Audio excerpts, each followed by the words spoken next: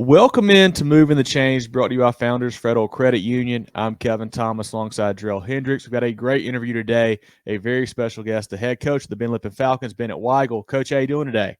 Good, man. How you guys doing? Doing well, and we appreciate your time. We really do. If this is you guys first time tuning in, check us out on Facebook, Twitter, Instagram, YouTube, etc. at Movin Chains, our website, movinchains.com, and our podcast on Apple, Spotify, Google, and more. Coach Weigle is headed into his second season with the Falcons. They went 8-3 last year. So, Coach, for folks who may have missed our interview with you last year, can you tell us a little bit about your background, how you got into coaching, how you got to where you are now there with Ben Lippen?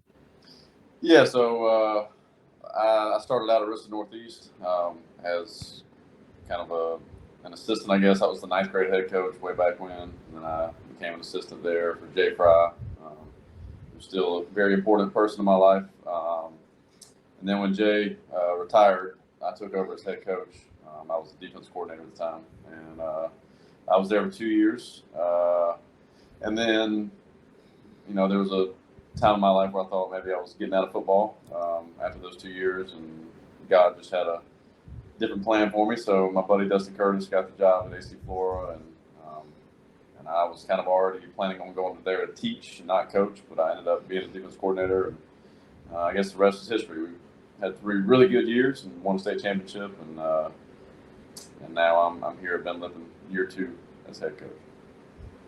Coach, let's talk about that. Year 2, you got quite the turnaround last season. Before you got there, 1-10, 8-3 last year. What kind of led to that turnaround, and how were you guys so successful in year 1?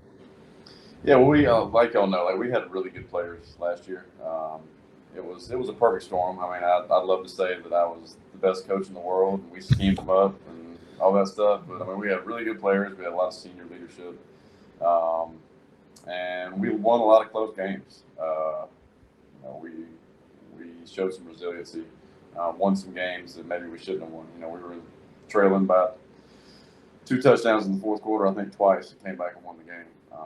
So we had some good fortune. But yeah, I think trying to just get some stability here is important.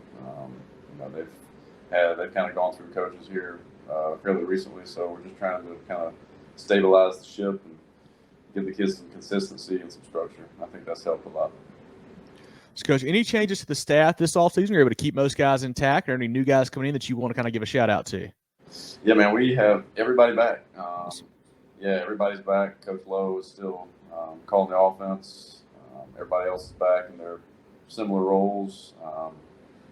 So yeah, we're trying to, like I said, trying to keep that consistency. That definitely helps. Well, the coaches and teams got film on you, but if you don't mind letting us know, what is Coach Lowe running on offense? What you running on defense? What are you guys doing schematically, in order to attain that success? So defensively, we've been a 3-4 team. That's kind of what we did at AC Flora. Had a lot of success with. That's what we've done here, and we're going to continue to do. Offensively, last year we were more of a power team. We a little bit more 11, 12 personnel. And this year, that's, in a perfect world, that's probably what I would want to do. But this year, we'll probably be a little bit more 10 personnel. We got some really good skill players, a lot of speed on offense. So I think you'll see us in more, your typical spread stuff. So you guys have already wrapped up spring ball. Obviously, you've gotten through the 7-on-7 stuff and all the summer camps there. What were you able to learn about your team throughout the summer and spring?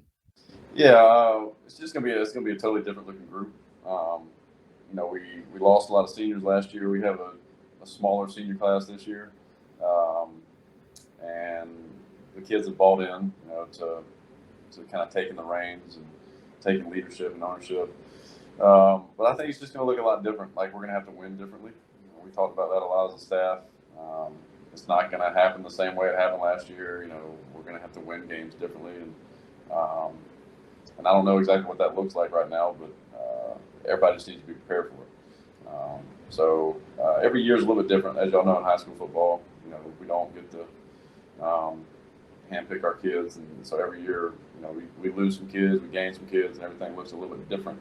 So I think as coaches, our job is to kind of adapt and adjust, and I feel like we've done a pretty good job of that. Like in lower classification, high school league, and then obviously in skis, that those numbers are fluid. How is your participation looking this year? I know you had a lot of numbers last year, but are you trending that way as well this year?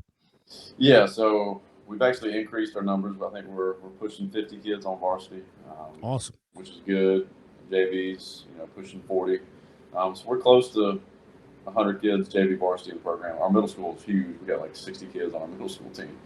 Wow. So yeah, I've had to buy some new jerseys because we didn't have enough to outfit everybody. I wish Nike would get their stuff together because my jerseys are the ship date's been pushed back again. So I'm still waiting on them to come in. But yeah, man, it's a good problem to have. We're trying to outfit more kids in equipment and uniforms, but that's definitely better than the alternative. So.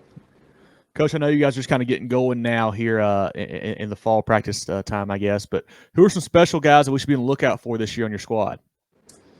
Yeah, so offensively, like I said, it's going to look a little bit differently than it has. So we've got a rising sophomore quarterback. We're pretty excited about Javon Gilmore. He was at Ridgeview last year.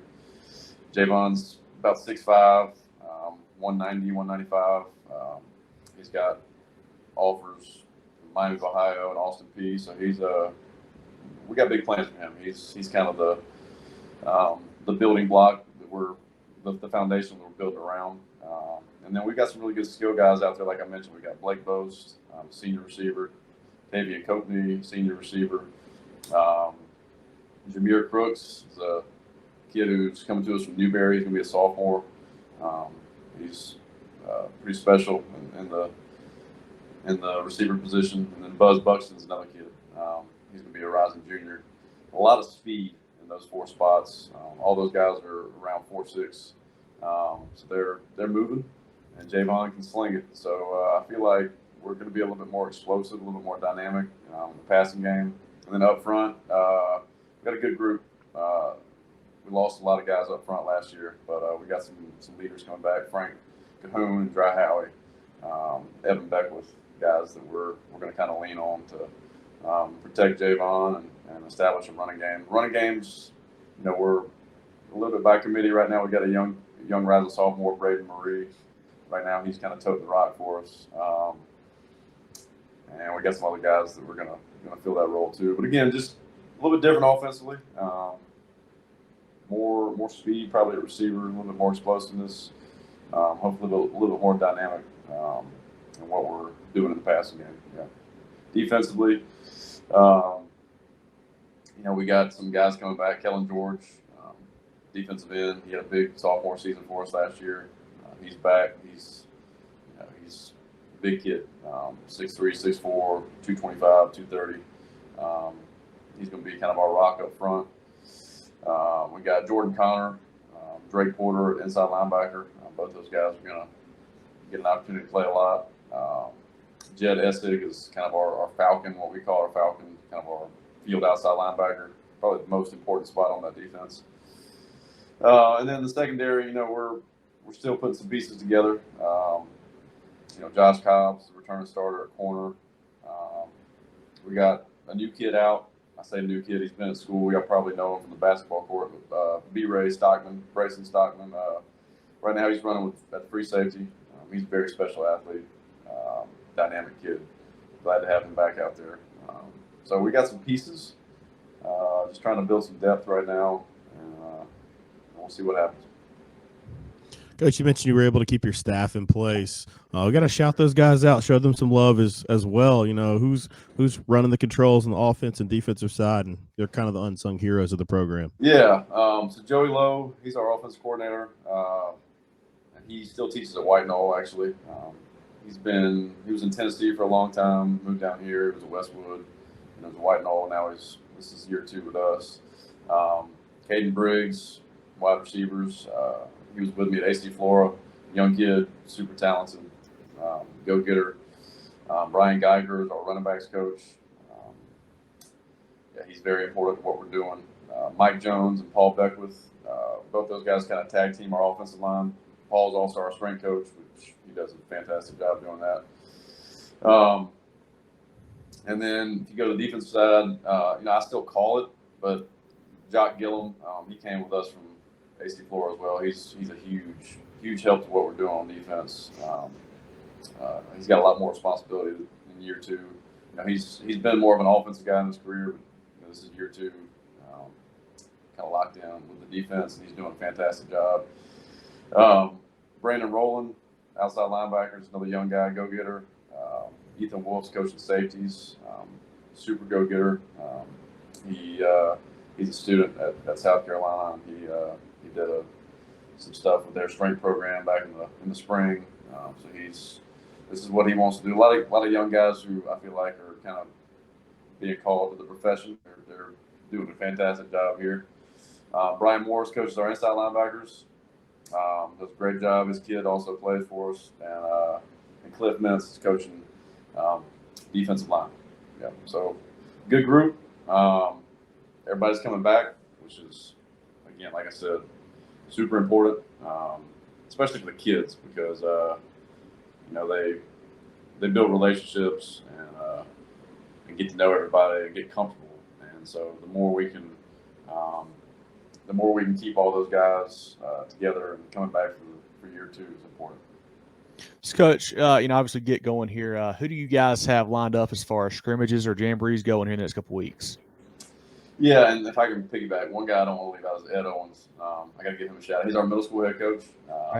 He's coaching 5th, 6th, 7th graders, man, and it's a thankless task for what he does. But I definitely want to give him a shout out. He does a great job. He's also in the box for me a lot on Friday nights. But yeah, going to our schedule, we open with Asheville Christian. It's the 2nd year in a row. This time we're playing up there. So I don't know if you remember last time we talked, I was kind of telling you about our first week of school. Like, the entire high school gets bused to Carolina Point in basically Brevard, North Carolina. It's like a young life camp.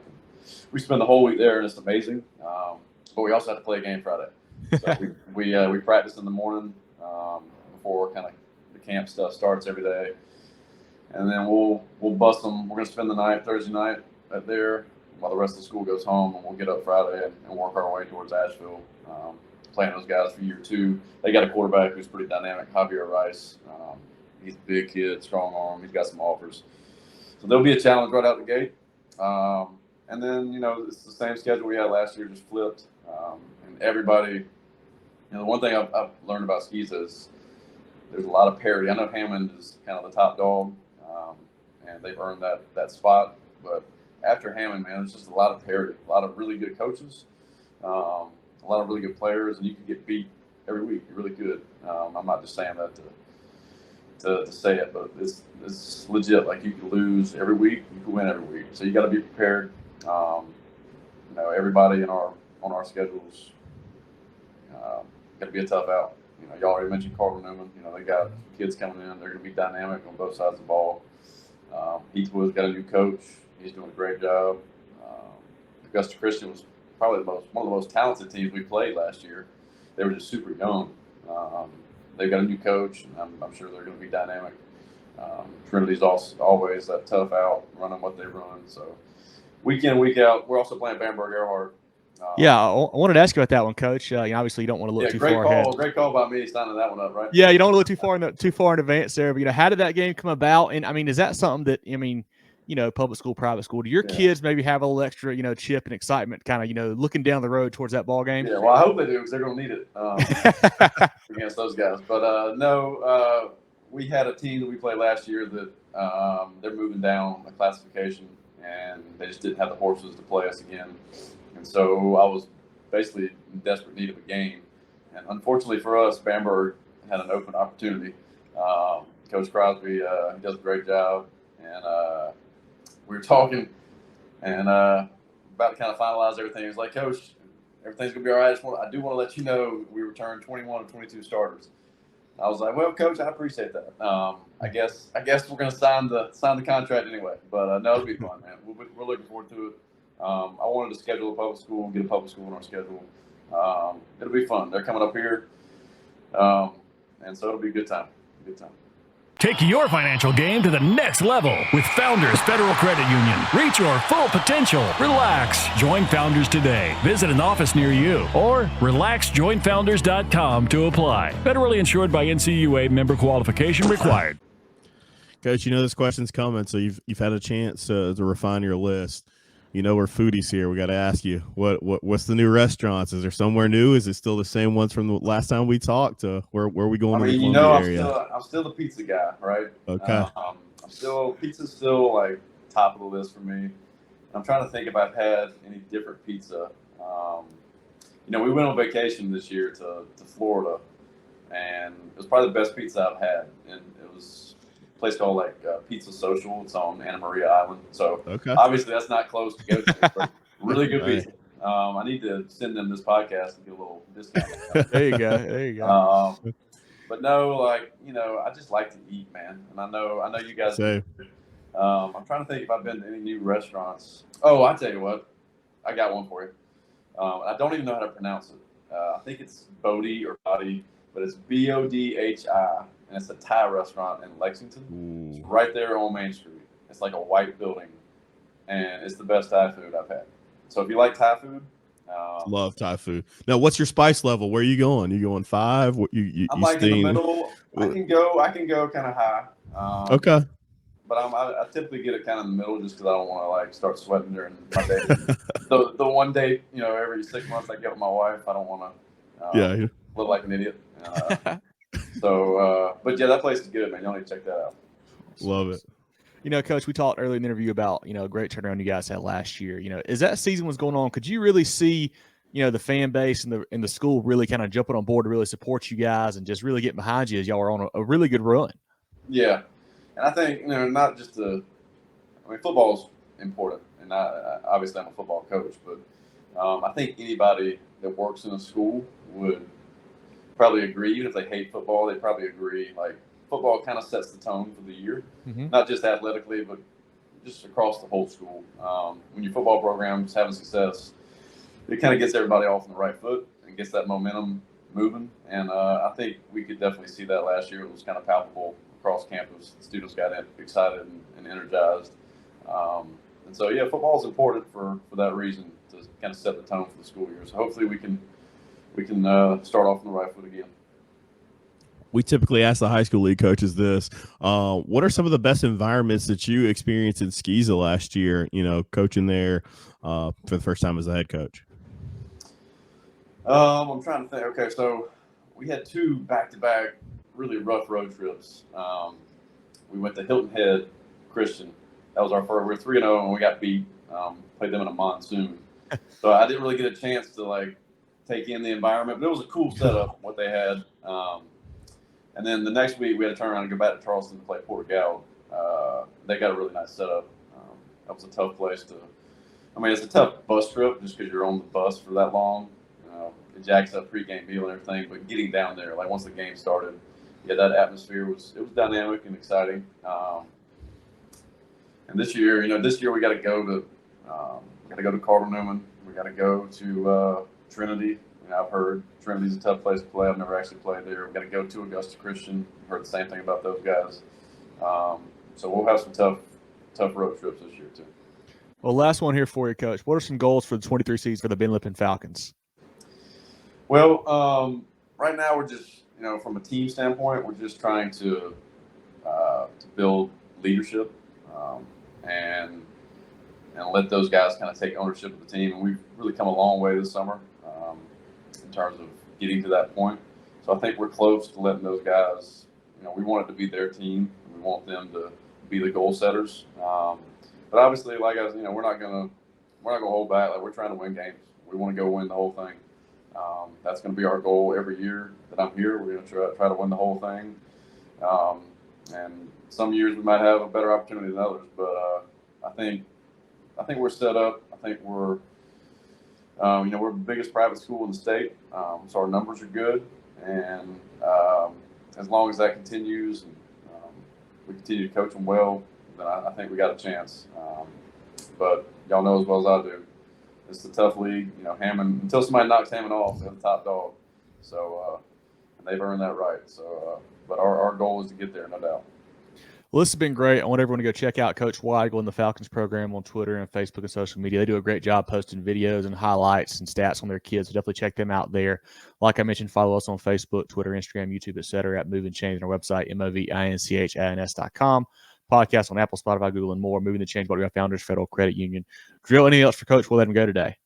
Hey, Coach, thank you for your time. We know this is an extremely busy part of the season. Love, getting to catch up with you again, and love seeing the success that you had in year one. I know you don't want to take the credit, but you guys, you and your staff deserve some as well. I know players make plays, but you guys put them in those positions. So congratulations to you, and just keep building. Wish you luck this year. Thanks, guys. Appreciate everything you do for high school football, man. We appreciate it, Coach. Hope to make it down to a game and getting to see you soon, but best of luck, all right? All right, buddy. Y'all take care.